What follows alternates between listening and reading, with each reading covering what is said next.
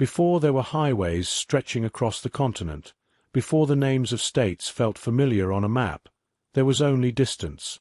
Not distance in the way we think of it today, measured in hours, or flights, or lines on a screen, but distance as something heavy and uncertain, something that filled the space between one known place and everything else. For much of early 19th century America, everything beyond the Mississippi River existed like a quiet rumor, a suggestion, a blankness on paper maps that seemed to grow larger the longer you looked at it.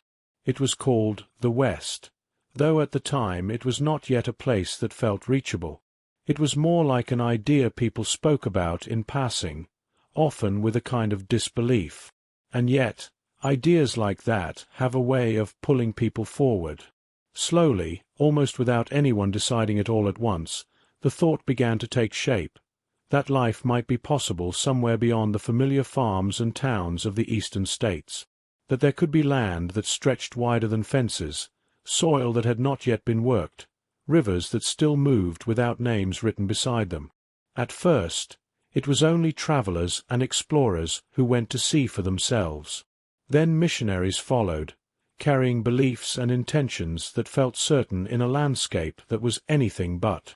For traders moved through mountain passes, learning the shape of the land in silence and snow. Each group added a small piece to what would eventually become a path, not planned, not engineered, but slowly revealed through repetition. And over time, that path began to take on a name: the Oregon Trail. It was never a single road in the way we imagine roads today. There were no paved surfaces, no markers spaced evenly along the way, no guarantees of direction or safety. It was something more fragile than that, an accumulation of wagon ruts, river crossings, worn grass, and memory. A route that existed because enough people believed it could be followed. By the 1840s, word of the Oregon country had begun to spread more widely. Letters returned east spoke of wide valleys and fertile soil, of land that seemed to wait quietly for those willing to claim it. Newspapers printed fragments of these stories, sometimes exaggerated, sometimes uncertain, but always enough to stir curiosity. For many families struggling with debt, drought, or the limits of crowded land back east, these stories carried a different kind of weight. Not certainty, but possibility. And possibility can be enough to move people. So they began to prepare. Wagons were built slowly, often by hand, their wooden frames fitted together with care that carried the same mix of hope and fear as the journey itself. Supplies were chosen and reconsidered, weighed and reweighed, as if each object might determine what kind of future waited at the end of the trail. Flour, beans, salt pork, tools, fabric, spare parts, each item a small bet against uncertainty. Families gathered what they could carry, and left behind what they could not. Homes were sold, or simply abandoned. Familiar streets faded into memory before the journey had even begun. There was no way to fully understand what was being stepped into, only the belief that movement itself might lead somewhere better. When the wagons finally began to roll westward, they often gathered in groups before setting out together. Entire wagon trains formed in places like Independence, Missouri, clusters of families bound not by familiarity, but by direction. They would be traveling the same unknown road, at least for a time, and that shared uncertainty was enough to create a fragile kind of community. And then, slowly, they moved. At first, the land did not change much. Fields and rivers gave way to open plains, wide and quiet under endless sky. Days became structured around motion, the creak of wheels, the steady steps of oxen, the rhythm of stopping and starting again. Morning light arrived with preparation, and evening light faded into small circles of fire and conversation. But as the miles accumulated, the world began to feel larger in a different way. Rivers stretched wider. Storms moved across the horizon without urgency. Distances that once seemed manageable began to feel less like measurements and more like experiences. The trail was not a single thing. It was a collection of small moments repeated thousands of times. Crossing water, repairing wheels, cooking meals in wind, waiting for weather to change, continuing forward even when the path felt uncertain. It was both ordinary and immense at the same time, and for many who travelled it, there was no way of knowing what the journey would become in memory, whether it would be remembered as hardship or hope or something quietly in between. All they could do was keep going, westward, into distance, and into the slow unfolding of a road that was never really just a road at all. Before wagons, before trails, before the idea of a road stretching across an entire continent, the land already existed in its own quiet rhythm. It did not wait for names or maps. It did not require direction or purpose to be complete. Rivers moved through valleys long before anyone recorded where they began or ended. Grasslands shifted with the wind in slow waves that rose and fell like breath. Mountains stood unchanged for ages that no one measured. To the people who lived across these lands, it was not empty. It was full. Across what would later be called the Great Plains, the Rocky Mountains, and the Pacific Northwest, hundreds of indigenous nations lived in deep relationship with the land. The Lakota, Nez Perce, Shoshone, Cayuse, Umatilla, and many others each carried generations of knowledge about movement, weather, animals, and survival. Their presence was not scattered or temporary. It was structured, intentional, and continuous. Rivers were not barriers, but connections. Trails already existed, though they were not drawn on paper. They were remembered in stories, in seasonal migration, in the quiet understanding of where buffalo moved and where salmon returned. Trade routes stretched across vast distances, linking communities in ways that were flexible but deeply established. The land itself shaped these patterns. In the Great Plains, the grass could grow taller than a person in the right season, bending under wind that never seemed to stop. Herds of buffalo moved like slow storms across the horizon, changing everything in their path, but also sustaining life for those who followed them. In the mountains, valleys carved by glaciers created narrow passages where water ran cold and fast, and where travel required patience and familiarity. Along the Pacific coast, forests rose thick and green, damp with constant moisture, where paths were quieter and more enclosed. Every region carried its own pace, its own silence, its own kind of time. And long before American settlers began to imagine traveling westward in large numbers, these lands were already understood in detail by the people who called them home. Knowledge was not written down in maps, but carried through experience. A remembered bend in a river, a safe crossing point during spring melt, a place where berries returned reliably each year, a warning about where storms gathered too quickly.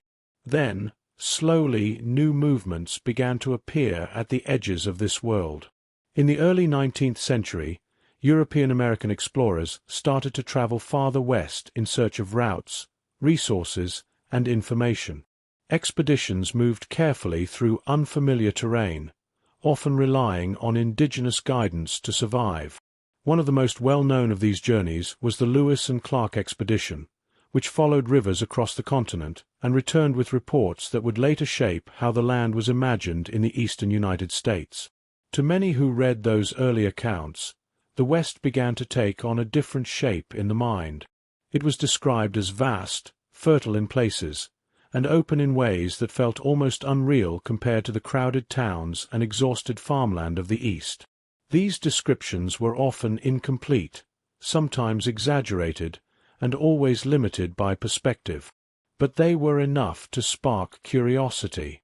Fur traders followed soon after, moving deeper into mountain ranges and river valleys in search of beaver and other resources.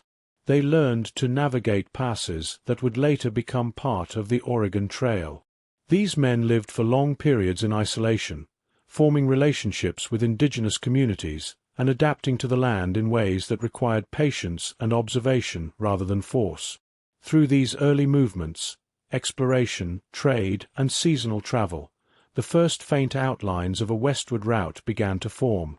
Not a road, not yet, but a pattern, a series of known points connected by necessity. Still, for most people in the United States at the time, the West remained distant, something spoken about in letters or newspaper fragments, but not something ordinary families would consider reaching. Life was still rooted in the East, in farms that had been worked for generations, in towns that were slowly growing, in communities shaped by familiarity and constraint. And yet, even in this period of stillness, something was beginning to shift. Stories of land farther west began to circulate more widely. Reports described valleys that could support farming, rivers that ran wide and steady, and climates that seemed gentler in certain regions. These accounts did not arrive all at once. They spread slowly, carried by travelers, missionaries, and traders who returned east with their impressions. To some, these stories sounded like opportunity. To others, they seemed uncertain, even unrealistic. But they lingered in the imagination. They created a sense that beyond the known edges of the country, something larger was waiting. Not empty, not simple, but possible. And in that possibility, the idea of movement began to grow. Quietly at first, then more steadily, until, eventually, people began to consider what it would mean to leave behind everything familiar and follow those faint traces westward, across plains, rivers, mountains, and distances that had not yet been fully understood. Long before wagons began to roll, the land was already there, and it was already alive with memory, movement, and meaning. All that remained was for others to begin the long act of crossing it. They drift in slowly, carried by stories, by rumors, by half-remembered conversations repeated in different towns until they begin to feel familiar. In early 19th century America, the idea of moving westward began in exactly this way, not as a plan, but as a growing sense that something larger might exist beyond the horizon. For most people living in the eastern United States, life was still rooted in place. Farms passed down through families, towns slowly expanding along rivers, and roads that connected familiar points of trade and community. The rhythm of life was steady, even when it was difficult. Change, when it came, usually happened within the boundaries of what was already known. But beyond those boundaries, something else was being imagined.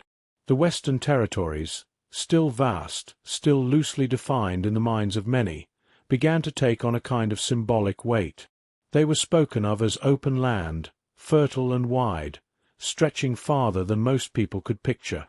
In reality, these lands were already home to many nations and ecosystems, each with its own deep history.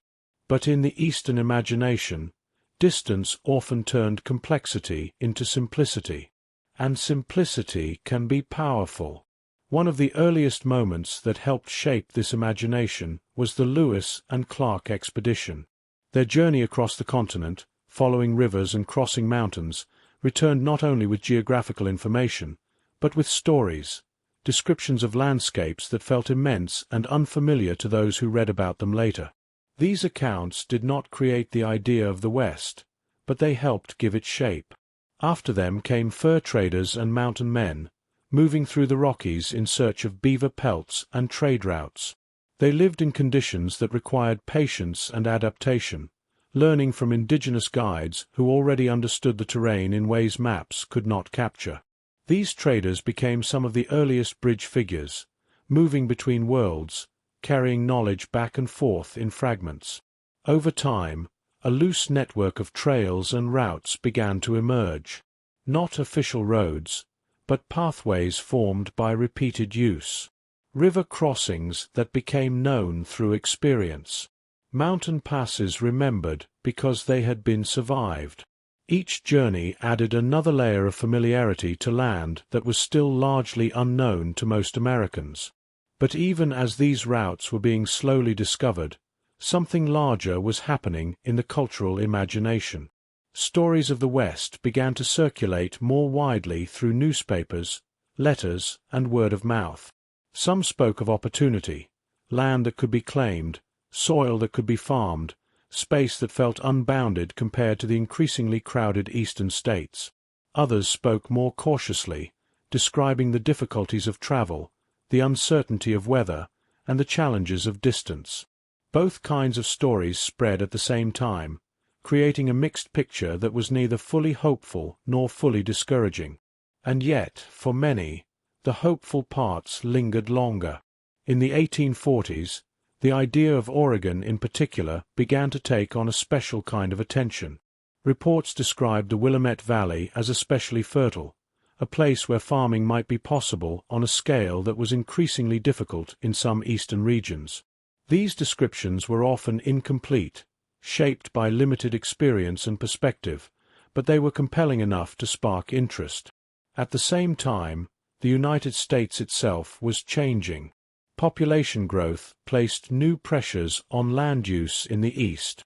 Economic shifts made stability feel less certain for some families. And as communities expanded, the idea of starting over somewhere else began to feel like a real, if distant, possibility. This is how westward movement began to form, not as a single decision made by a nation, but as thousands of small decisions made by individuals and families, each one responding to their own circumstances, their own hopes, their own uncertainties. Some were drawn by the promise of land ownership, others by the idea of independence, or by the chance to build something new. Some were motivated by religious missions, believing they were called to travel and settle in distant regions. And some simply followed the growing sense that movement itself might lead to a better life. There was no central instruction guiding them, no single voice declaring that the West must be reached. Instead, there was a quiet accumulation of reasons, each one small on its own, but together forming a powerful current. Still, for most people, the idea of actually making such a journey remained abstract. The distance was too large, the risks too uncertain. It was one thing to hear about fertile valleys or open land. It was another thing entirely to imagine crossing mountains, rivers, and plains with everything one owned carried in a wooden wagon. And yet, the thought continued to grow. It appeared in conversations around kitchen tables, in letters sent between relatives, in newspaper columns that mixed speculation with description. Slowly, the idea of westward movement began to feel less like a distant story and more like something that might be done. Not easily, not safely, but possibly. And once that possibility entered the mind, it was difficult to fully set aside, because movement, once imagined, has a way of becoming real. And the West, once spoken of often enough, began to feel less like an idea in the distance, and more like a place waiting to be reached. Before the Oregon Trail became something spoken of in thousands of households, it existed only in fragments, small journeys made by individuals who did not yet know they were part of a larger movement. There was no official beginning, no single moment when the trail was declared open. Instead, there were early travelers who simply began to move westward, each for their own reasons, each facing the same immense uncertainty. Some were missionaries. In the 1830s, groups of religious settlers set out toward the Oregon country with the intention of building missions among indigenous communities. Among the most well-known were Marcus and Narcissa Whitman, and Henry and Eliza Spaulding. They traveled not only with supplies and livestock, but with a sense of purpose that carried them across distances few settlers had yet attempted with wagons. Their journey was slow and difficult. Rivers had to be crossed with makeshift ferries or carefully guided wagons. Trails were not always clear, and often had to be improvised in real time. Every mile required decision-making, whether to follow a river bend or cut across open plains, whether to rest or continue, whether to trust a path that had been described by someone else but never personally seen. These early missionary groups proved something important without fully realizing it, that wagons could, in fact, travel to the far west. Not easily, not safely, but possible. And possibility, once demonstrated, tends to spread. Alongside missionaries were fur traders and mountain men who had already been moving through the Rockies for years. Unlike settlers, they did not travel in large family groups. They moved lightly, often alone or in small teams, following seasonal routes tied to trade and survival. Men like Jedediah Smith and Jim Bridger became known for their ability to navigate vast and difficult terrain, crossing mountain passes and river systems that would later become key segments of the Oregon Trail. These men were not building a road. They were learning the land through repetition and necessity. Each journey added knowledge, where water could be found, which valleys were passable, which routes should be avoided in winter. Their experience was practical rather than planned, but it became foundational. Still, for most people in the United States, the idea of traveling west in wagons remained extraordinary. Wagons themselves were heavy, wooden structures designed for roads that were far more developed than anything that existed across the plains and mountains. To take one across thousands of miles of uneven terrain required not only preparation, but imagination. Families had to picture a life in motion that would last months, sometimes longer, with no guarantee of success. Yet by the early 1840s, that imagination was beginning to turn into action. A small but growing number of emigrants began to attempt the journey. They gathered in frontier towns like Independence, Missouri, and waited for others to join them so that they could travel together in wagon trains. Safety in numbers was essential. The journey was too long, too uncertain, to be undertaken alone. These early wagon groups were not yet standardized or organized in the way they would later become. They formed somewhat organically, families meeting other families, agreeing to travel in the same direction, and setting out together with shared hopes and limited knowledge of what lay ahead. The start of the journey often felt deceptively calm. Fields stretched out behind them, familiar and quiet. The wagons rolled slowly forward, creaking under the weight of supplies and anticipation. Children walked alongside, sometimes riding when the terrain allowed. Animals pulled steadily, unaware of the scale of what they were being asked to do. In those first days, the land still felt familiar enough to ease the mind. There were towns not too far apart, rivers that were known, paths that others had already traveled. But gradually, that familiarity began to fade. Settlements became less frequent. Roads became less defined. The landscape widened in all directions, as if the world itself was slowly opening. And with that openness came a different kind of awareness, the understanding that everything necessary for survival now had to be carried, protected, and managed without the support of nearby communities. This was where the Oregon Trail truly began to take shape, not as a single marked path, but as a shared experience repeated by many different groups. Each wagon train followed the same general direction westward, but each journey was slightly different. Weather changed. Water levels rose and fell. Animals grew tired at different rates. People made decisions that altered the course of their travel in small but meaningful ways. And yet, despite these differences, a pattern emerged. A rhythm of movement and rest, of morning preparation and evening camp, of long stretches of silence broken only by wheels turning over dirt and gravel, of gradual adaptation to a life defined not by destination alone, but by the process of getting there. The early wagon trains of the 1840s did not yet fully understand the scale of what they were part of. They were individuals and families making personal decisions, responding to personal circumstances. But together, they were beginning to form something larger, a migration route that would soon become one of the most significant pathways in American history. At the time, it still felt uncertain, fragile, unfinished. But it was already in motion. And once movement begins across a continent, it rarely stops at just a few journeys. It grows. Slowly, steadily, wagon by wagon, westward, into distance that had not yet been fully measured. No one leaves everything behind for a single reason. It is never just one moment, one decision, or one feeling. It is something that builds slowly, like weather gathering far in the distance, small pressures accumulating until movement begins to feel less like a choice and more like a natural response. For the people who would eventually travel the Oregon Trail, the decision to go west was often shaped by many overlapping circumstances.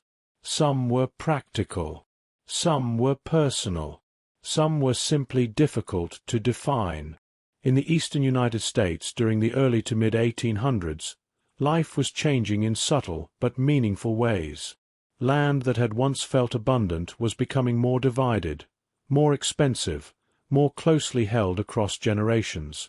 Families who had farmed the same soil for years sometimes found themselves facing uncertainty about what could be inherited, purchased, or expanded. For some, the promise of the West was tied to land itself. Stories circulated about the Oregon country describing wide valleys and fertile soil, especially in places like the Willamette Valley. These descriptions often came from missionaries, traders, or early settlers who had seen only parts of the region.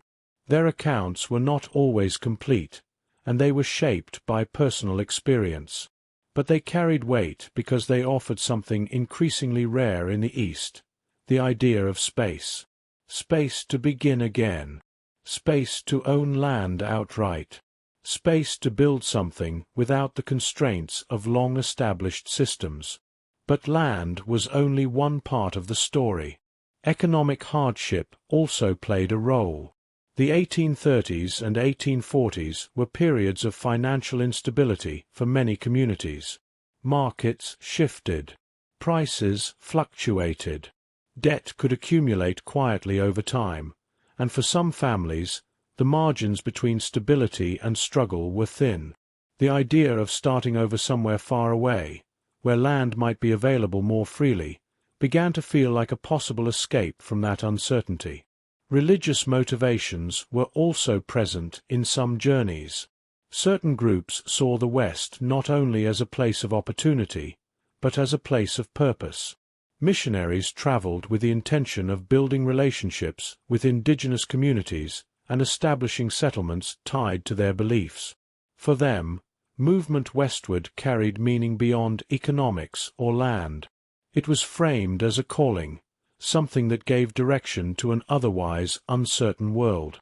And then there was something harder to define, a quieter kind of motivation, the feeling that life, as it was being lived in the East, had reached a kind of limit, not necessarily in hardship, but in possibility. Towns were growing more crowded. Land was more divided. Opportunities felt more fixed in place. For some individuals, especially younger families, there was a sense that staying meant accepting a future that had already been largely outlined. The West, by contrast, represented something less defined, not better in any guaranteed way, but open. And openness has its own kind of pull. Newspaper articles and personal letters helped carry these ideas across distances.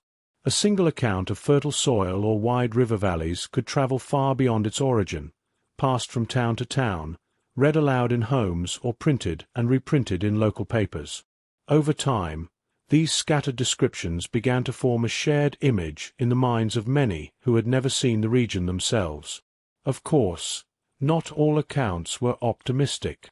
Some travelers described the difficulty of the journey, the long stretches of open plains where weather could change without warning, the exhaustion of constant travel, the challenges of crossing rivers and mountains, the uncertainty of survival in unfamiliar conditions. But even these warnings did not always discourage movement. In some cases, they made the journey feel more real, less like fantasy, and more like something that required preparation rather than avoidance. And preparation itself became part of the decision. To consider traveling west was to begin imagining a different kind of life, one that required planning for months of travel, selecting what could be carried and what must be left behind. Homes were reconsidered. Possessions were weighed. Entire households began to shift from a mindset of permanence to one of motion. For some families, the decision took months or even years. For others, it came more quickly, sparked by a specific event, a failed harvest, a letter from a relative, a change in circumstance that made staying feel less certain than leaving. And once the decision was made, it could not easily be reversed, because leaving meant more than travel. It meant separation. From familiar streets, from extended family, from the places where memory had been built slowly over time. It meant stepping into a landscape that was not yet fully understood, with only fragments of information to guide the way. Still, people went. Not because they were certain, but because uncertainty in one place had become more difficult to remain in than uncertainty in another. So they gathered what they could carry. They joined wagon groups. They prepared for a journey that would take them across plains, rivers, and mountains toward a place they had only ever imagined. And in doing so, they became part of something larger than any one of them could fully see at the time. A movement made not of grand declarations, but of quiet decisions repeated again and again, each one saying, in their own way, that what lay ahead, however unknown, was worth the leaving.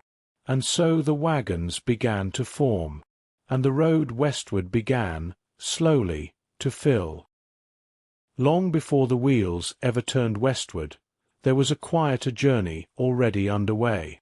It took place in barns and kitchens, in trading posts and small frontier towns, in long evenings spent sorting through what could be carried and what would have to be left behind. For the families preparing to travel the Oregon Trail, the act of leaving was not sudden. It unfolded slowly, through preparation that often took weeks or months. Every decision carried weight, even the smallest ones. A wagon was the center of it all. Most emigrant wagons were not built for long-distance travel across rough terrain. They were designed for roads that were far more predictable than the landscapes ahead.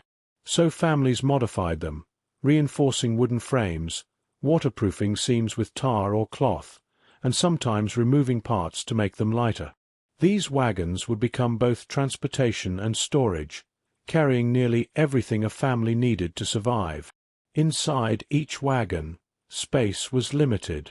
Every item had to justify its place. Flour, beans, and salted meat formed the core of food supplies. Coffee, sugar, and salt were treated almost like luxuries, carefully measured and rationed in advance. Tools were essential: axes, saws, hammers, and spare wagon parts in case something broke far from repair. Fabric was rolled tightly, not only for clothing, but for makeshift repairs. Barrels and crates were packed with precision, often repacked more than once as families tried to reduce weight. Even then, there was always more than could realistically be carried. So decisions had to be made. A chair might be left behind. A book, a keepsake that had once sat in a familiar corner of a home, now being prepared for departure. Each object represented a small piece of the life that was being slowly reduced into something mobile. What remained was not everything. It was only what was necessary for what came next. Animals were another essential part of preparation. Oxen were most commonly chosen to pull the wagons. They were slow, steady, and capable of enduring long stretches of travel with limited food. Horses and mules were sometimes used as well, but oxen became the standard choice for many families because of their reliability. Learning to handle them was part of the preparation process itself. The animals had to be trained, accustomed to commands, and gradually conditioned for long days of movement. And even with all this preparation, there was still uncertainty. Because no matter how carefully a wagon was packed, or how well animals were trained, no one could fully know what lay ahead. That uncertainty shaped everything. In frontier towns like Independence, Missouri, families gathered in the final days before departure. These towns became temporary gathering points for hundreds of wagons at a time. People who had never met before found themselves preparing to travel together, forming wagon companies for safety and support. Traveling alone was too dangerous. The distance was too great, the risks too many. So groups formed naturally, families joining other families, agreeing on shared routes and travel schedules. These wagon trains were not rigid organizations at first. They were flexible arrangements, held together by mutual need and a shared direction westward. In the days before departure, there was a strange mixture of activity and stillness. Some people moved constantly, double-checking supplies, adjusting loads, repairing harnesses, or trading for items they had forgotten. Others stood quietly, watching the process unfold, as if trying to absorb the familiar world one last time before it changed. There were farewells, though not always spoken clearly. Neighbors who had known each other for years might share a brief handshake or nod, both aware that they might never meet again. Families separated from extended relatives, not always knowing when or if contact would be possible in the future. The emotional weight of these moments often lingered beneath the surface, unspoken but deeply present. And then came the final night before departure. Campfires burned in clusters around wagon groups. The air was filled with the sound of preparation mixed with silence. Some people slept little. Others slept deeply, as if rest itself was a form of holding on before letting go. By morning, everything was ready. The wagons stood loaded, animals harnessed, paths chosen as best as they could be. There was no final certainty, only readiness shaped by preparation and hope. When the order to move finally came, it often happened quietly. A wagon began to roll forward, then another, and another. Slowly, the entire group shifted from stillness into motion. At first, the movement felt almost gentle. The ground was still familiar. The air still carried traces of home. But with each mile, the familiar began to fade, replaced by the rhythm of travel, the creak of wood, the steady pull of animals, the gradual unfolding of distance. Behind them, everything they had known began to recede. Ahead of them, the land stretched wide and uncertain, and in between was the trail itself, not yet fully formed, but already beginning to exist in the simple act of moving forward. There are places that exist for a brief moment in time, not because of what they are, but because of what passes through them. In the 1840s, Independence, Missouri was one of those places. It was not a destination. It was a beginning, a point where the familiar world ended and something far less certain began. For the thousands of emigrants preparing to travel west, Independence was the last place where life still felt anchored to what they had known before. Streets here were still recognizable as towns rather than thresholds. Stores, inns, supply houses, and wagon yards filled with motion and noise. But beneath all of it, there was an awareness that nearly everyone arriving in this place was here for the same reason: to leave. In the weeks leading up to departure, Independence became crowded with wagons. Families arrived from different directions, each carrying their own history, their own reasons for making the journey. Some had traveled far already just to reach this point.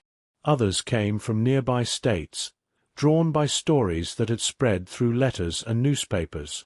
The town changed shape as more wagons gathered. Open fields on the outskirts filled with campsites. Rows of wagons formed temporary streets of their own. Animals were tied nearby, grazing where they could. Smoke from cooking fires drifted across the early morning air and lingered into evening, mixing with a sound of preparation that never fully stopped. There was a strange rhythm to these days. Mornings began with movement, repairs, adjustments, last-minute trading of supplies. Someone always realized they needed something they had not packed, or that they had packed too much of something else. Wagons were rearranged, repacked, reconsidered. Even decisions already made were sometimes revisited, as if the weight of what was about to happen made certainty difficult to hold on to. And yet, amid all of this activity, there were moments of stillness. People stood quietly at the edges of their wagons, looking westward without saying much. Not because there was nothing to say, but because the distance ahead did not respond to words. It simply remained there, wide, open, and undefined. The decision to leave had already been made. But departure itself was something else entirely. On the morning the wagon trains finally began to move, there was no dramatic signal, no single moment that marked the beginning of everything. Instead, movement started gradually, as if the entire gathering was slowly learning how to become motion. A wagon would creak forward, then another, and another. Oxen leaned into their harnesses, responding to the subtle pressure of guidance and habit. Wheels turned over packed earth, leaving faint impressions that would soon become part of something larger than any one journey. Families walked beside their wagons at first, adjusting to the pace. Children moved between steps and riding, depending on terrain and fatigue. Dogs sometimes followed along, unsure whether this was a temporary outing or a permanent change. As independence fell behind them, the feeling of departure began to settle in more fully. The town did not disappear all at once. It remained visible for a time, its structures gradually shrinking into the distance. Smoke still rose from chimneys. Movement still continued among those who had not yet left. But slowly, steadily, it receded, and with it, the last clear boundary between what was known and what was not. The land ahead opened almost immediately. Fields stretched outward in wide, uninterrupted space. The horizon felt farther away than it had before. Roads that had once been somewhat defined began to dissolve into paths shaped more by repetition than design. The wagons were no longer following something fully established. They were helping to create it. This was the beginning of what would become the Oregon Trail in practice, even if it did not yet feel like something fully formed. Each wagon train carried its own version of the route. Some groups moved faster, eager to cover distance while conditions were favorable. Others traveled more slowly, careful with animals and supplies, adjusting to the rhythm of daily survival. There was no single correct pace, only the shared understanding that forward movement mattered more than speed. Evenings brought a new kind of order. Wagons were arranged into protective circles or lines. Fires were built in the center or along the edges depending on terrain and wind. Food was prepared in quiet repetition. Conversations were soft, often brief. The day's movement gave way to reflection without needing to be spoken aloud. And above it all, the sky remained large and unchanged. Stars appeared without obstruction, stretching across darkness that felt deeper away from towns and light. The silence of the plains was different from silence in settlements. It was not empty, but expansive, filled with distance rather than absence. In these early days of travel, there was still a sense that the journey was manageable, that the world, though large, was still familiar enough to navigate. That return might still be possible, even if unlikely.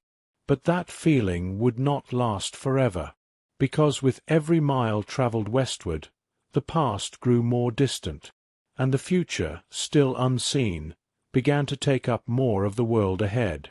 The wagons continued forward, slowly, steadily, into a landscape that was no longer behind them, but not yet fully understood.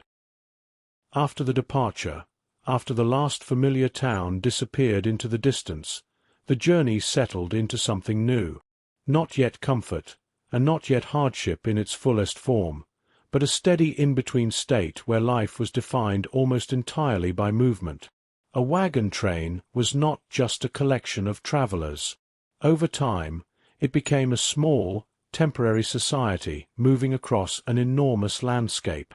Each day began in the same way, though no 2 days were ever exactly alike. Before the sun rose fully, there was already motion. People woke in the dim light of early morning, the air still cool, the ground often damp with night. Fires were rekindled from embers or started anew. Coffee was boiled slowly in iron pots. Bread, if there was time and flour enough, was prepared with careful hands. Animals were checked first, oxen, horses, mules, because without them, nothing else could move. Then came the process of breaking camp. Tents or simple sleeping coverings were folded away. Cooking tools were cleaned and packed. Wagons were inspected for damage from the previous day's travel. Wheels tightened, straps adjusted, loads shifted slightly to maintain balance. Every morning carried the quiet awareness that something might have worn down without anyone noticing. Within the wagon train, people naturally took on roles. Some became drivers, responsible for guiding the wagons and managing the animals. Others handled cooking, often preparing meals for entire families or shared groups. Scouts sometimes moved ahead on foot or horseback, looking for safer routes or water sources. Children adapted quickly, learning where they were allowed to walk, when they needed to ride, and how to stay close enough not to be left behind.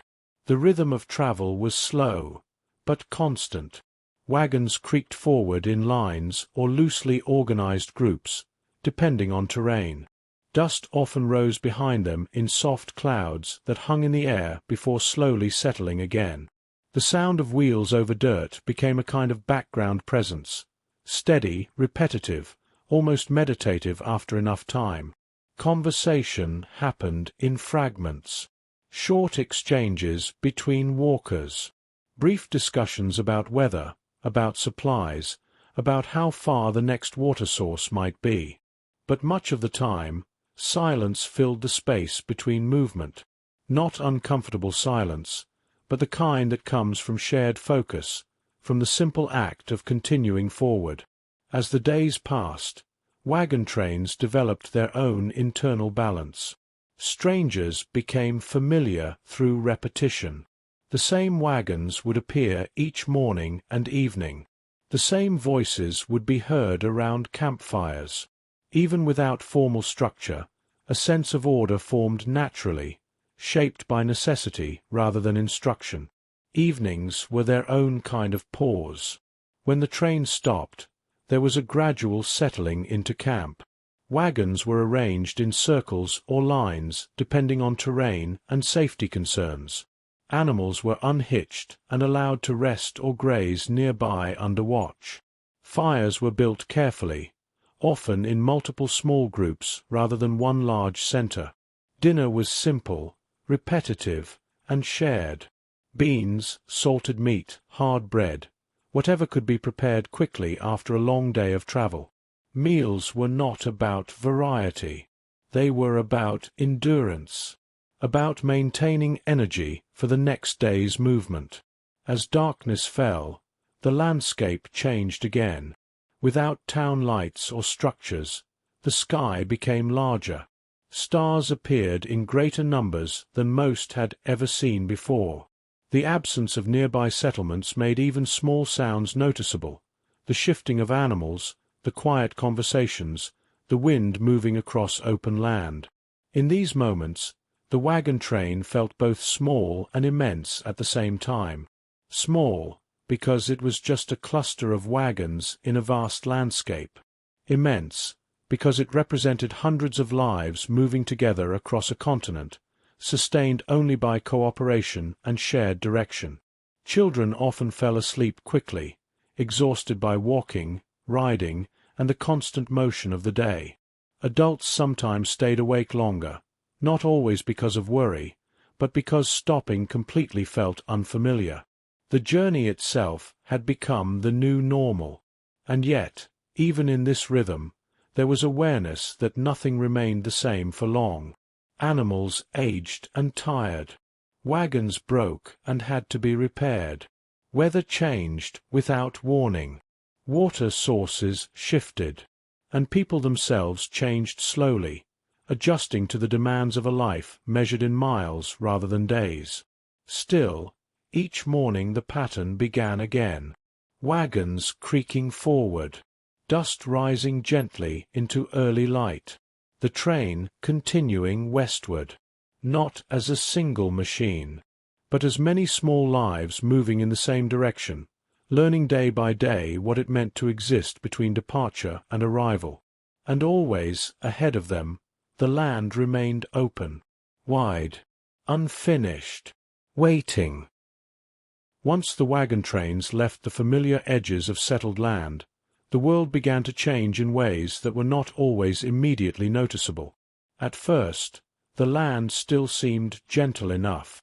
Rolling hills softened into open grasslands. Rivers stretched wider but remained manageable. The sky, however, began to feel different almost immediately. Larger, more constant, less interrupted by trees or buildings. It became a presence rather than just a backdrop. And then the weather began to reveal itself. On the plains, weather did not arrive gently. It moved with a kind of openness that made it impossible to ignore. Winds could rise without warning, sweeping across the grasslands in long, unbroken lines. Clouds gathered quickly, sometimes darkening the horizon in one direction while sunlight still lingered behind the wagons. Storms did not feel distant here. They felt immediate, even when they were far away. Travelers learned quickly to read the sky. A shift in wind direction. A change in the color of the horizon. The sudden stillness of animals. These small signs became part of daily awareness, as essential as checking wagon wheels or rationing food. The land required attention in a way that was constant and quiet. Dust was one of the most persistent companions of the journey. As wagons moved, they left behind trails of disturbed earth that rose into the air and lingered behind them. In dry stretches of land, this dust could become thick enough to obscure the view of wagons just ahead. It settled into clothing, into food, into water containers, into every surface that could not be fully protected. Breathing itself sometimes became heavier during long stretches of travel. And yet, the movement continued. The plains were not empty, but they often felt that way. Grasslands extended in nearly every direction, broken only by the occasional river or distant rise in elevation. Without familiar landmarks, distance became difficult to measure. A day's travel could feel short or long depending on conditions, but the landscape itself rarely offered clear markers of progress. This created a subtle psychological effect. The absence of boundaries made the world feel both open and endless at the same time. There was always more space ahead, always another stretch of horizon, always another day of similar movement. For many travelers, this repetition became the defining experience of the plains. Morning began with preparation. Wagons were packed, animals harnessed, supplies checked. Movement followed. Wheels turned slowly over uneven ground. The sun rose higher. Heat built gradually. Then, in the afternoon, the light softened again, signaling the approach of evening. And then everything stopped. Camp was formed, fires were lit, and the day folded into itself. But even in this rhythm, the weather remained unpredictable. Rain could arrive suddenly, turning dirt paths into heavy, sticky ground that slowed wagons and strained animals. Thunderstorms could roll across the plains with little warning, forcing wagons to halt and groups to wait out the storm in place.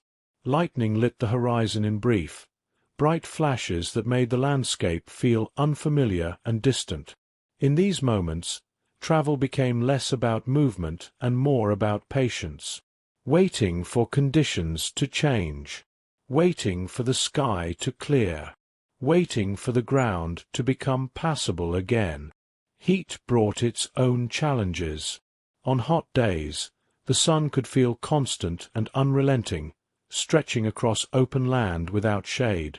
Water sources became more important than ever, and the timing of travel often shifted to early mornings or late evenings when temperatures were lower.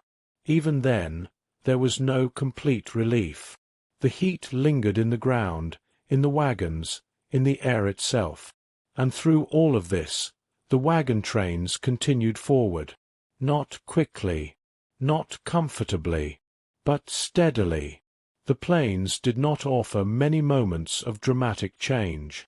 Instead, they created a kind of continuous experience where small variations in weather and terrain became the primary events of each day. A shift in wind, a change in cloud cover, a distant storm moving along the horizon. Over time, travelers began to notice these details more than anything else. The land trained attention toward subtlety rather than spectacle, and perhaps because of this, the journey itself began to feel different, less like a series of destinations, and more like a continuous passage through changing conditions. Even when nothing seemed to happen, something was always happening. The sky was always moving, the wind was always shifting, and the wagons, steady and persistent, continued their slow progress across a landscape that seemed to stretch without end. Behind them, everything they had known continued to fade. Ahead of them, the horizon remained open, and in between, there was only motion. Quiet, repetitive, endless. There is a point in every long journey where the reality of it begins to settle more deeply. Not all at once. Not dramatically, but slowly, as days accumulate and repetition becomes routine, the challenges of the path begin to reveal themselves not as isolated events, but as a constant presence woven into the act of moving forward. On the Oregon Trail, hardship was not something that arrived once and then passed. It was something that stayed. One of the most difficult parts of the journey was illness. As wagon trains moved farther from established settlements, access to medical care disappeared. What knowledge existed was carried within the group itself, often in the form of practical experience rather than formal training. Small injuries could become serious if not treated properly. Fevers could spread quietly through a wagon train before anyone fully recognized what was happening. Water, which was essential for survival, also carried risk. Rivers and streams that looked clear could still cause illness. When sickness entered a wagon train, it often moved through it slowly, affecting multiple families over time. There was no quick response, no nearby help, only distance, and the need to continue forward even as recovery was uncertain. And yet, the wagons continued to move. Injuries from travel were also common.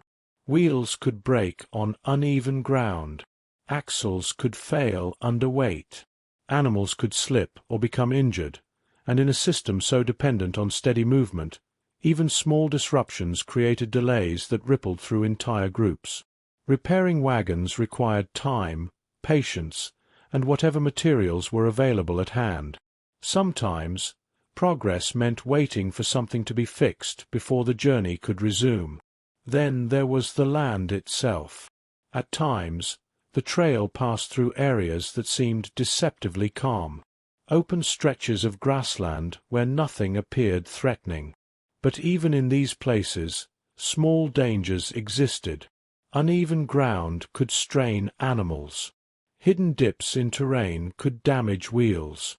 Weather could shift quickly, turning manageable conditions into difficult ones within hours. And always, there was the emotional weight of the journey. For many travelers, the hardest moments were not always physical. They were quiet. Long stretches of time spent in motion, where the landscape changed only gradually, and the mind had space to reflect on what had been left behind. Families thought of homes that now felt increasingly distant. Children adapted more quickly, but adults often carried a lingering awareness of separation that did not fully fade. There were also moments of loss along the way. Some people did not complete the journey. Illness, exhaustion, and accidents meant that not every wagon that left the Missouri frontier reached the far side of the continent. When this happened, the wagon train would often pause briefly. Burials were carried out with limited materials, marked in simple ways. There was little that could be done beyond acknowledgement and continuation. And then the wagons would move again, not because the loss was forgotten, but because the distance ahead still remained. The trail itself did not slow for grief.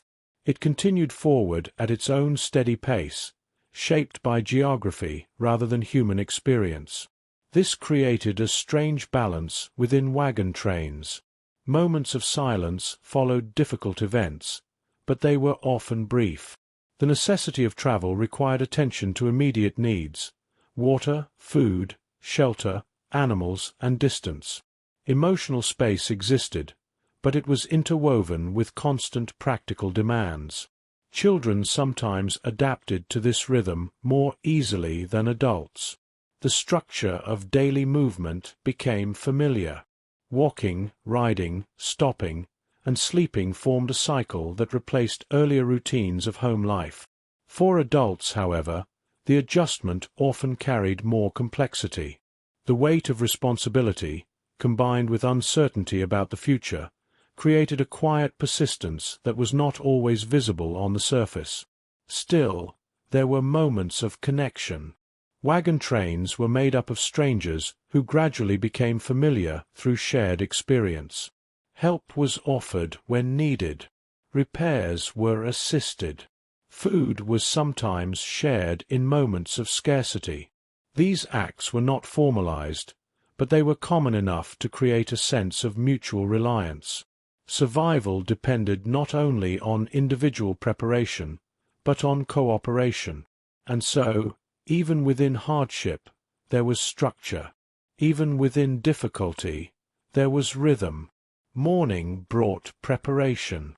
Daylight brought movement. Evening brought rest. And within each cycle, the challenges of the trail were met in small, repeated acts of endurance. Over time, these acts became less about reacting to hardship and more about living within it. The trail did not become easier, but travelers became more accustomed to it.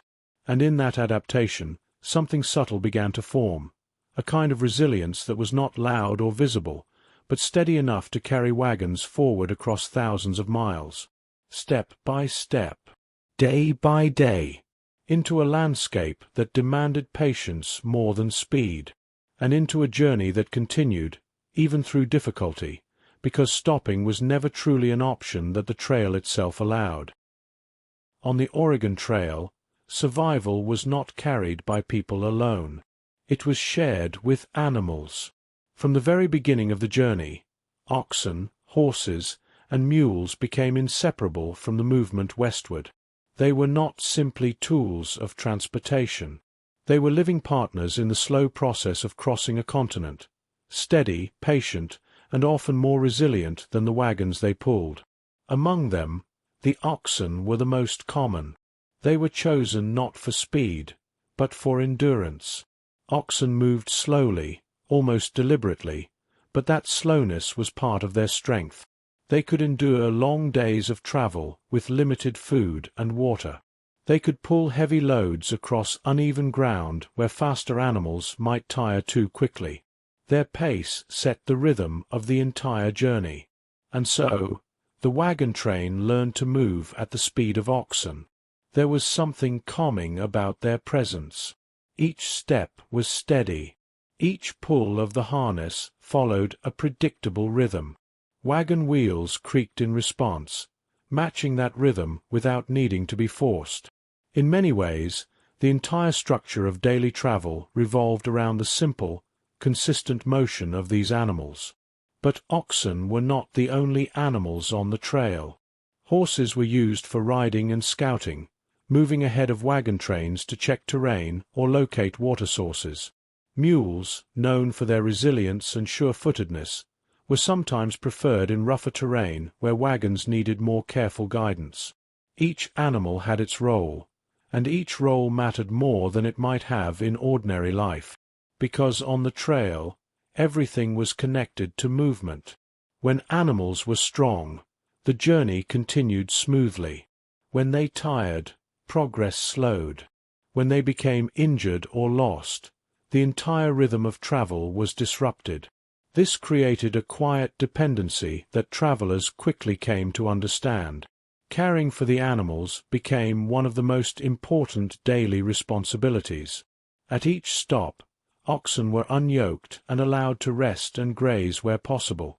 Water had to be found not only for people, but for the animals that carried them forward. Feed was carefully rationed, especially as the journey stretched farther from settled supply points.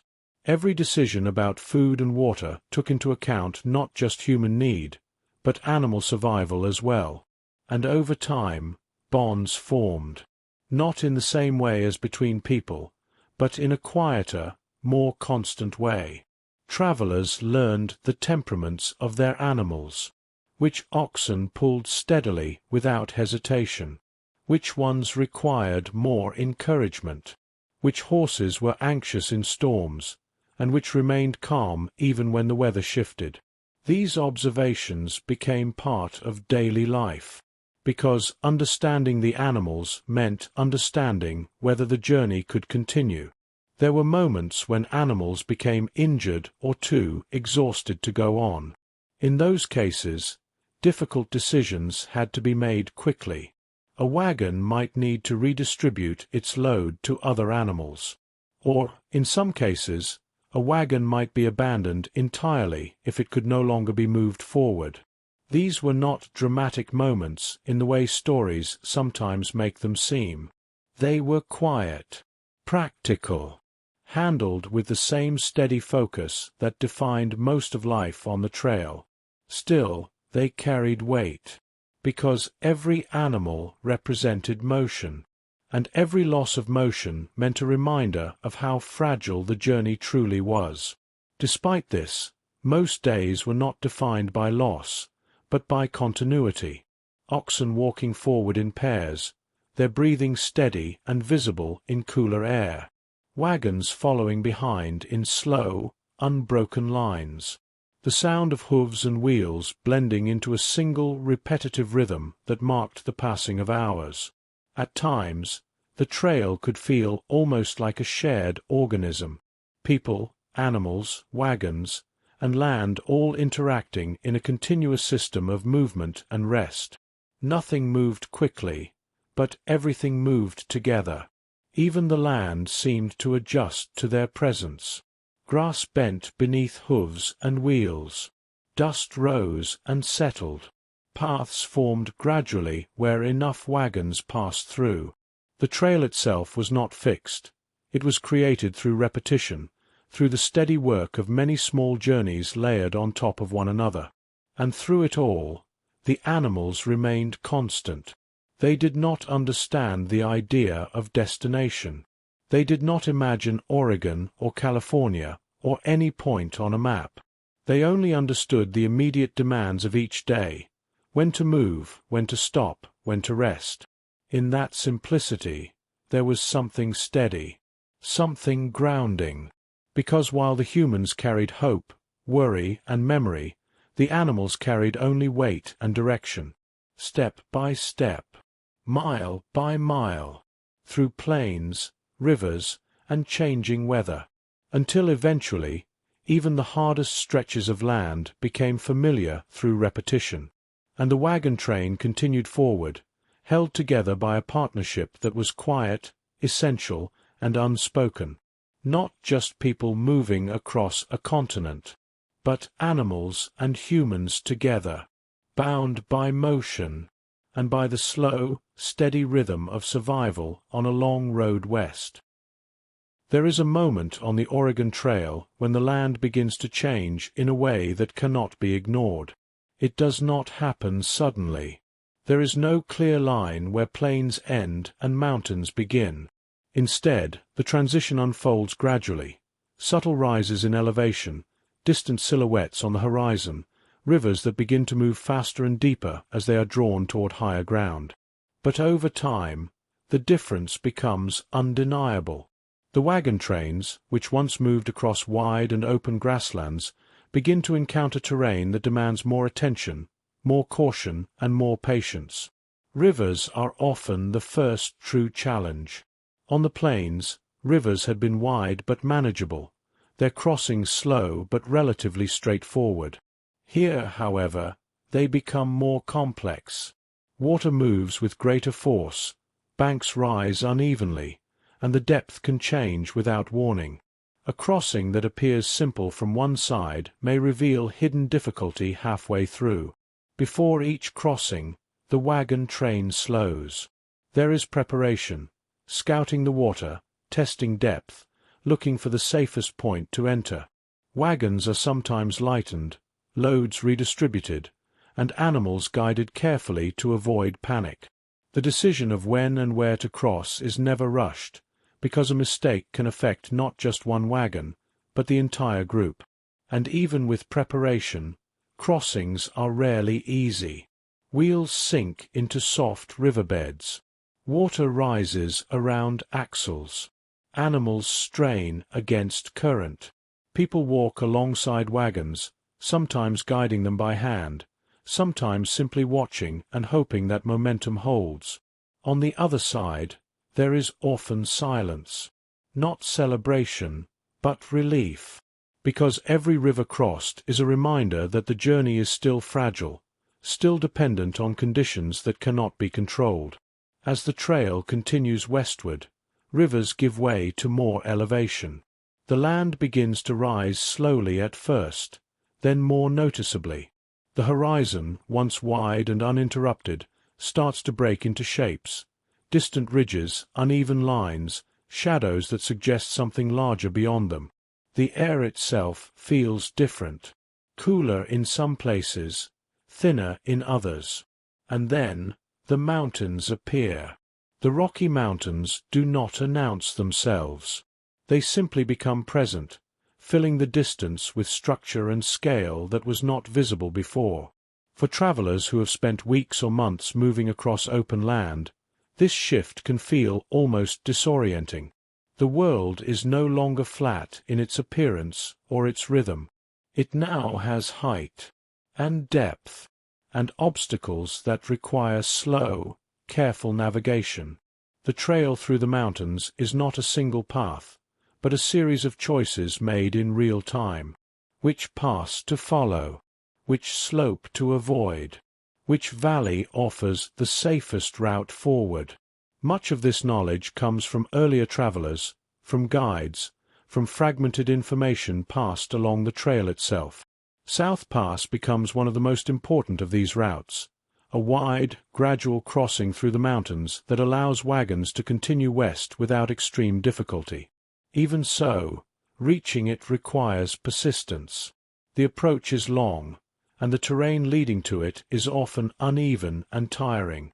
Travel slows further in the mountains. Wagons move more carefully. Animals are watched more closely. Breaks become more frequent, not out of choice, but necessity. A wheel damaged on a mountain slope is more difficult to repair than on flat ground. A lost animal is harder to recover. A wrong turn can cost hours or days. And so, patience becomes essential.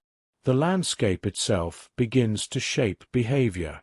Where once movement was steady and consistent, it now becomes cautious and deliberate. Each mile is gained with awareness. Each ascent is matched with rest.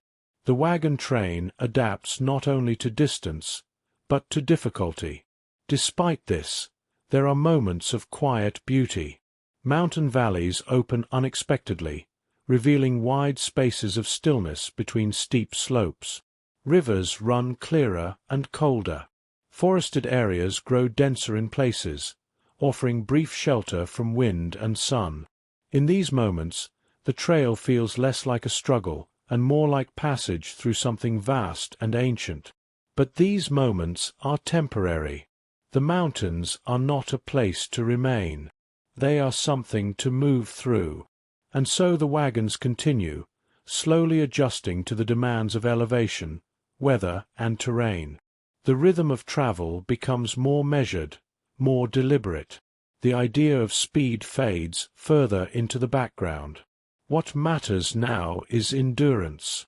Not how quickly the journey progresses, but whether it continues at all.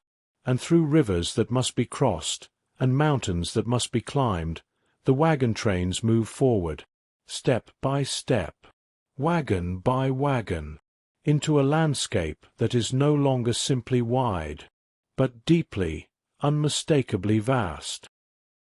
After the first crossings of rivers and the early passes through the mountains, the journey does not immediately become easier.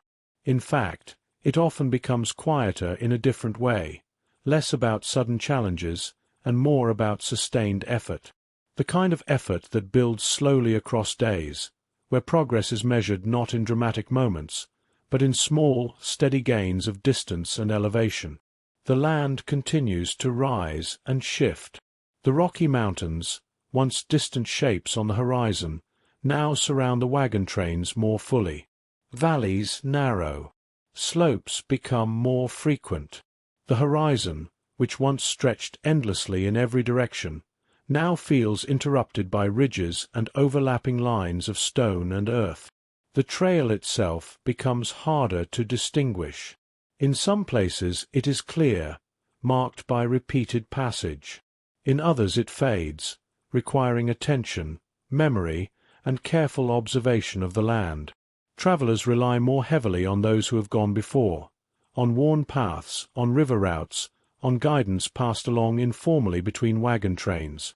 There is a growing awareness that the journey is no longer simply about moving west. It is about continuing upward. Each day begins with preparation as always, but the feeling of preparation changes slightly here. There is less certainty about what the day will bring. Terrain can shift quickly. A path that appears manageable at sunrise may prove more difficult by midday. Weather, too, becomes more variable, influenced by elevation and mountain geography.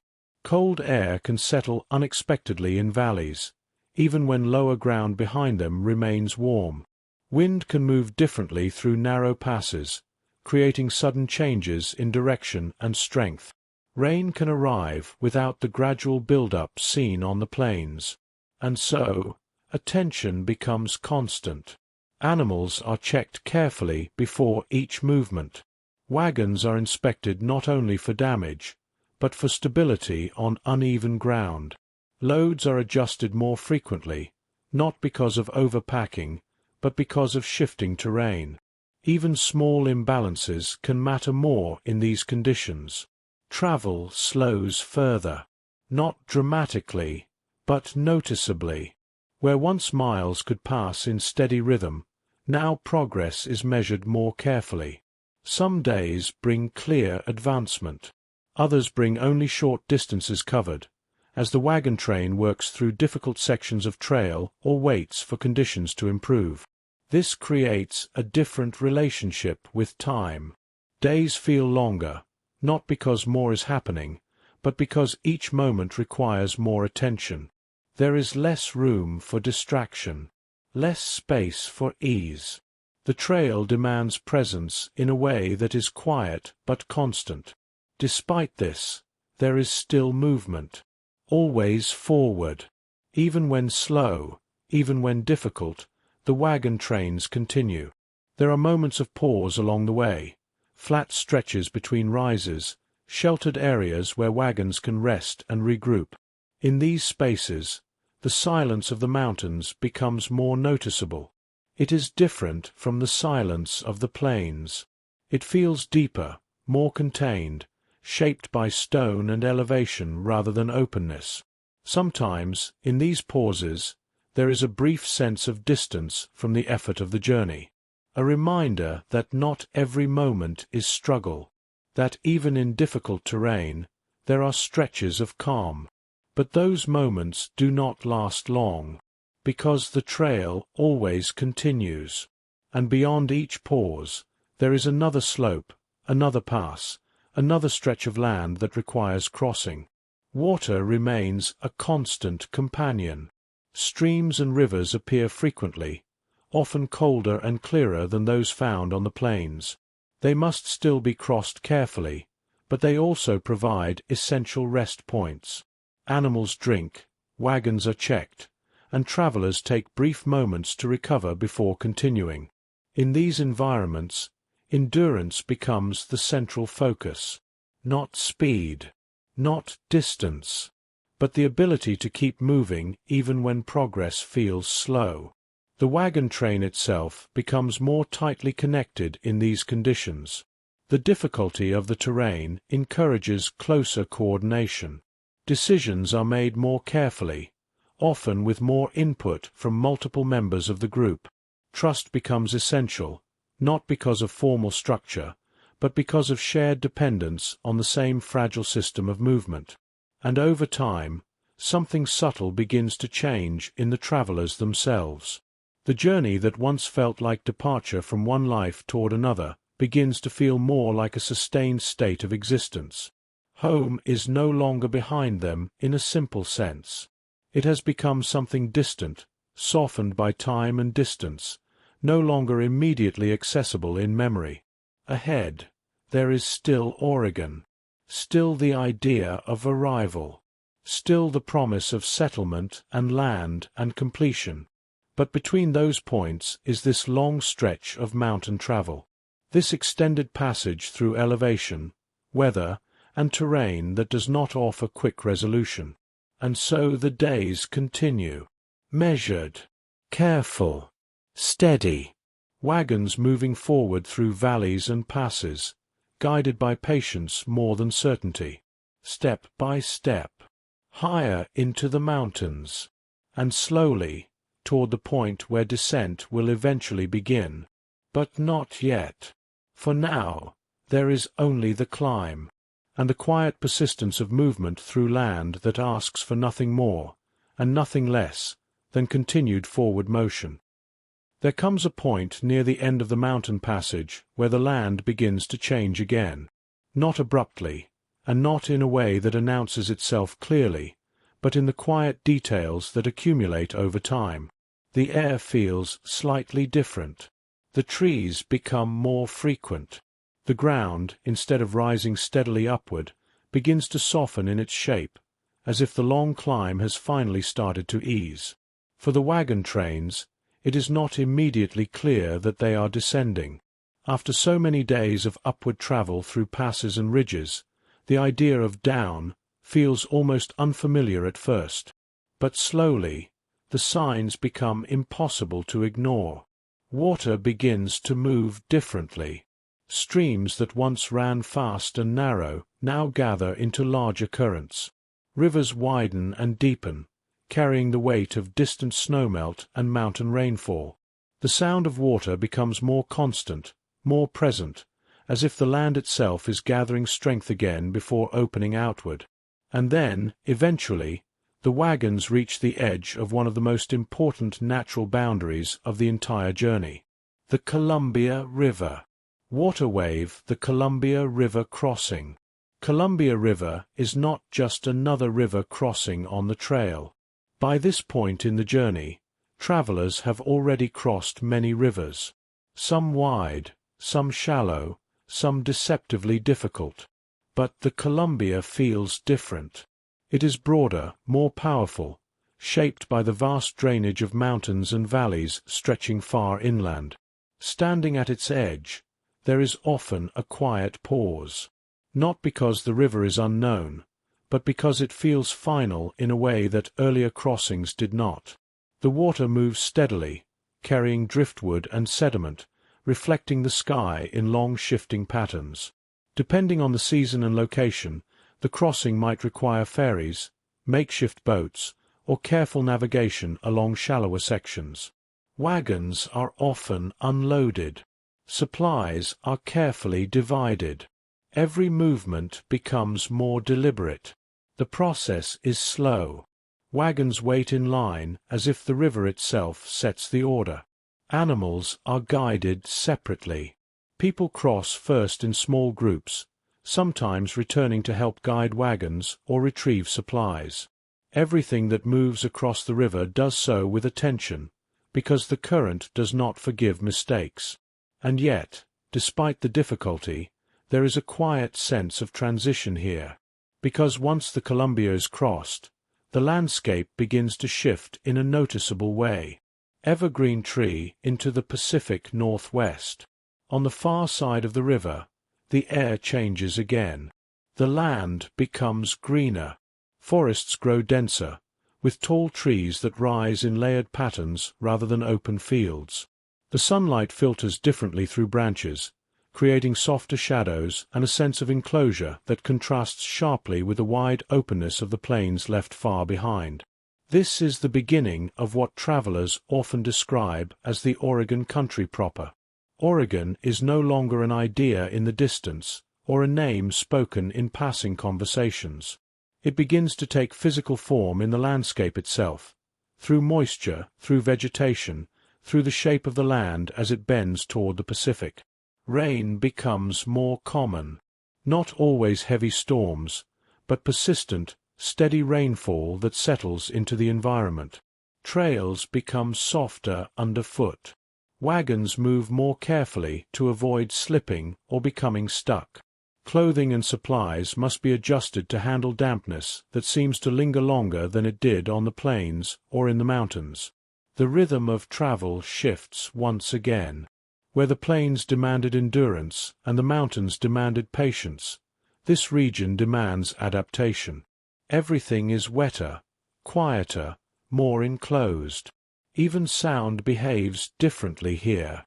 The forest absorbs noise in a way open land does not. Wagon wheels feel less harsh against the ground. Voices carry less distance.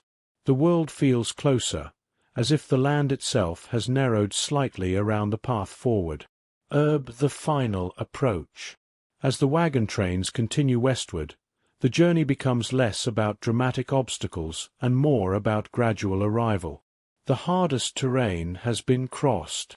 The highest passes are behind them. The most uncertain river systems are, for the most part, completed.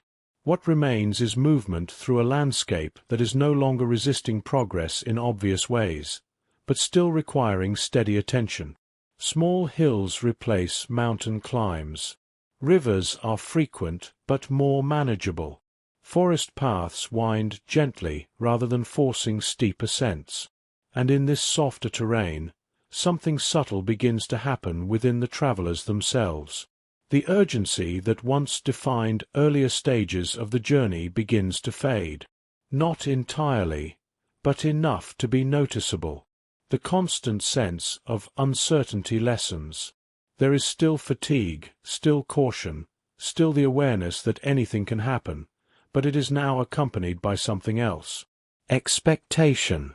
Because the idea of Oregon is no longer distant. It is approaching. Sheaf of rice, Oregon City, and the first settlements.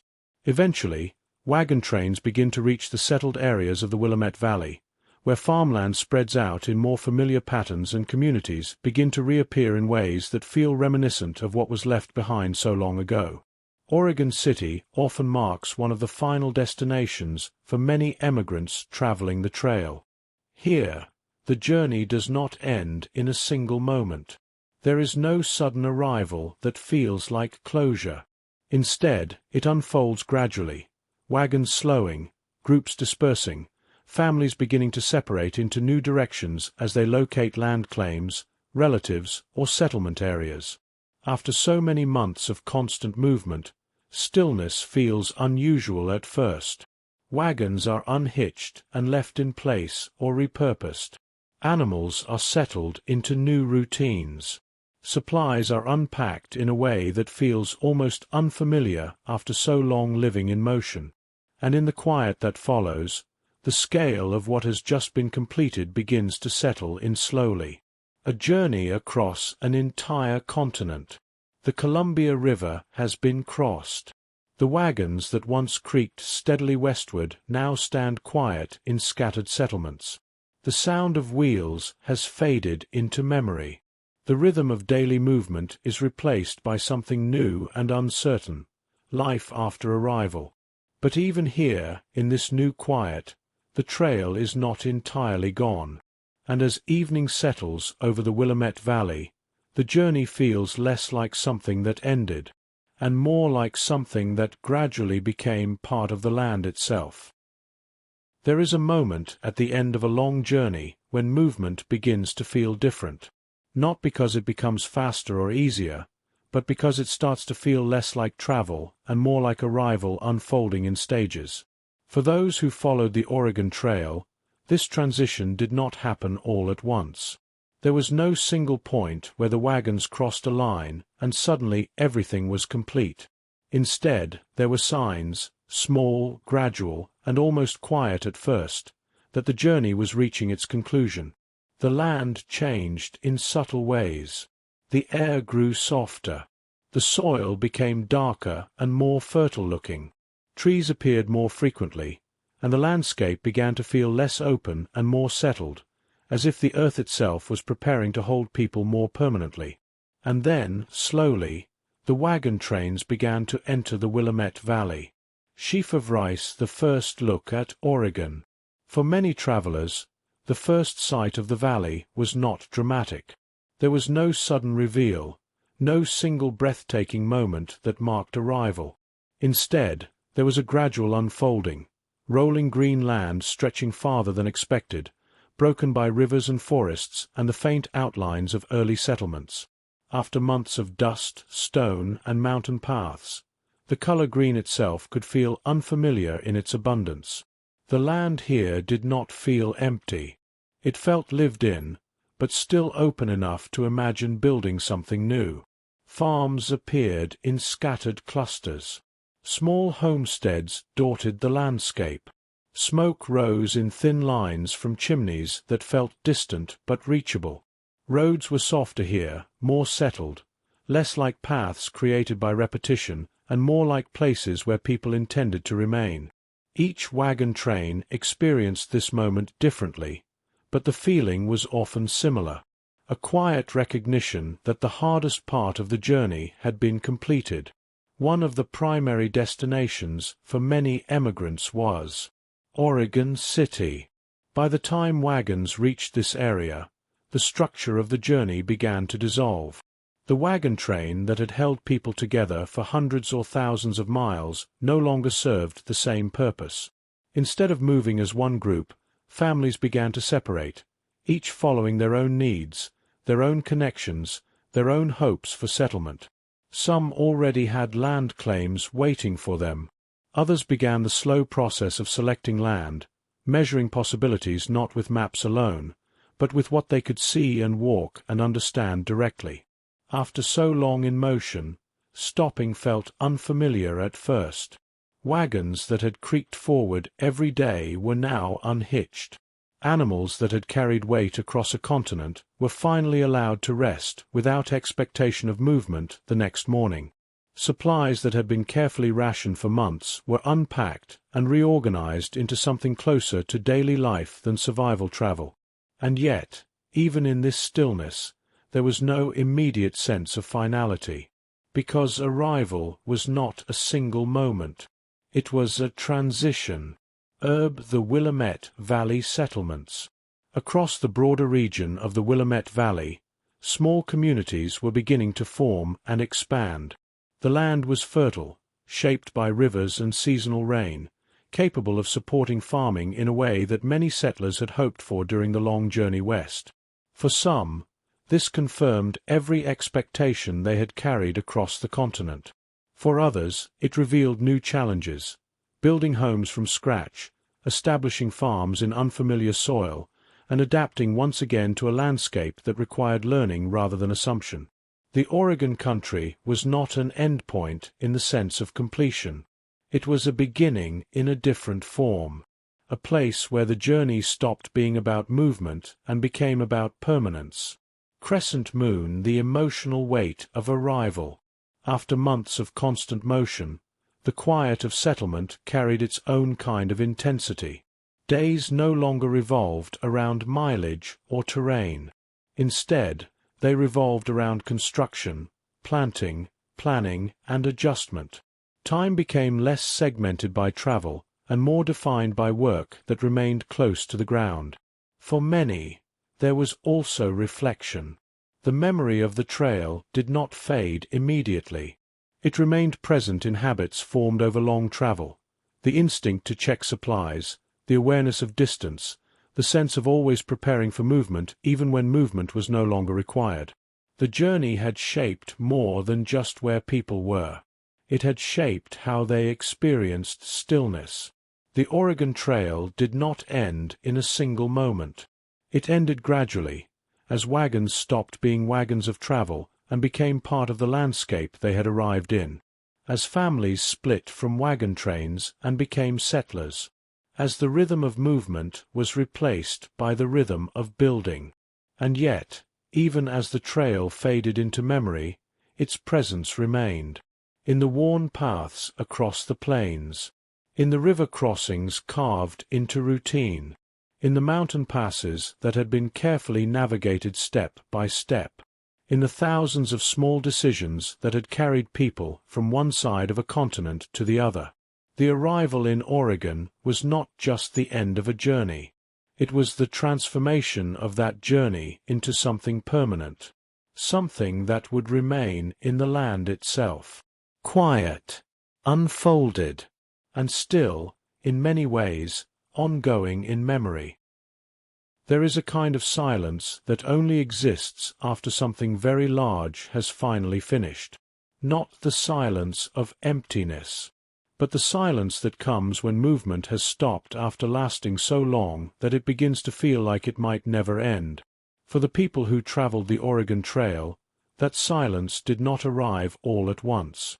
It settled in gradually, the same way the journey itself had once taken shape, step by step, mile by mile, wagon by wagon. At first, even after arrival, there was still motion. Wagons were unhitched and reorganized. Supplies were unpacked. Animals were settled into new routines. Families moved through unfamiliar land that, despite being the destination, still felt like something to be explored rather than simply inhabited. For so long, life had been defined by movement. Wake up, break camp, travel, stop, repeat. And even when the wagons no longer rolled forward each morning, the rhythm remained in memory, echoing in habits that had formed over months of constant travel. Hands still checked supplies that no longer needed to be rationed in the same way. Eyes still scanned distances as if measuring how long it would take to reach the next stopping point. Sleep still came in the same careful, watchful way it had on the trail. But slowly, those habits began to soften. Because the journey was no longer something happening. It had become something that had already happened. Sheaf of rice settling into a new life. The land of arrival, Oregon, did not feel like an ending. It felt like a transition into something less defined but more permanent. The Willamette Valley, with its rivers, forests, and open farmland, slowly became home in a way that could only happen over time. Homes were built where wagons once stood. Fields were cleared where camps had once formed. Paths that had once been temporary routes of travel began to turn into roads of daily life. For many settlers, this was the first time in months, or years, that the idea of staying in one place felt real again. And yet, the memory of movement never fully disappeared. It lingered in the way people understood distance, in the way they valued preparation, in the way they remembered what it meant to carry everything necessary for survival in a single wooden wagon moving across an entire continent. Looking back, The Oregon Trail was never just one path. It was thousands of overlapping journeys. It was rivers crossed in uncertainty, mountains climbed in silence, plains traveled under endless sky. It was wagons breaking and being repaired, animals enduring more than they were ever asked to understand, families making decisions that carried weight far beyond the moment they were made. It was also cooperation, between strangers who became temporary companions, between people who shared food, labor, direction, and responsibility when there was no guarantee of future encounter. And it was endurance, not in a single dramatic sense, but in the quiet repetition of continuing forward even when the outcome was not visible yet. Even in settlement, the trail did not truly disappear. It remained in the land itself, in the faint paths that would later become roads, in the river crossings that shaped where towns would form, in the memory of those who had traveled it and passed down stories of what it felt like to move through a continent at the speed of oxen and weather and time. The journey became part of something larger than itself, not just migration, but transformation, of land, of communities, of the idea of distance itself.